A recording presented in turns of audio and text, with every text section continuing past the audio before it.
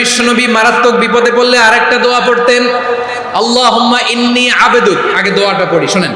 আল্লাহুম্মা ইন্নী আবদুক ওয়া ইবনু আবদিক ওয়া ইবনু আমাতিক নাসিয়াতি বিয়াদিক মাদিন ফিয়া হুকমুক আদলুন ফিয়া কাদাউক আসআলুকা বিকুল্লি ইসমিন হুয়া লাক সাম্মাইতা বিহি নাফসাক আও আনসালতাহু ফি কিতাবিক আও আল্লামতাহু আহাদাম মিন খালকিক أو استأثرت به في علم الغيب عندك أن تجعل القرآن ربيع قلبي ونور صدري وجلاء حزني وذهاب همي سبحان الله পড়েন।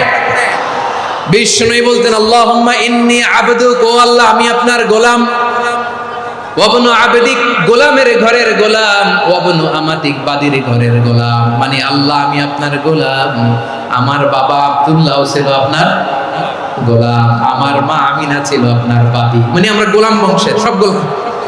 নিজেরে এর চেয়ে আর ছোট করে আল্লাহর কাছে উপস্থাপন করা যায় আমার ভাইরা? কথা কি বুঝতেছেন? নিজেকে এর চাইতে ছোট, নগণ্য আর তুচ্ছ করে আল্লাহর সাথে প্রেজেন্ট করা যায়? বিশ্বনবী বললেন, ও আল্লাহ আমি আপনার গোলাম, গোলামের ঘরের গোলাম, দাসীর ঘরের গোলাম, নাসিয়াতি বিয়াদিক আমার মাথার চুলের ছুটি আপনার হাতের মুঠোয়, আপনি ডানে টান দিলে আমি ডানে যেতে বাধ্য, আপনি বাঁয়ে টান দিলে বাঁয়ে যেতে বাধ্য।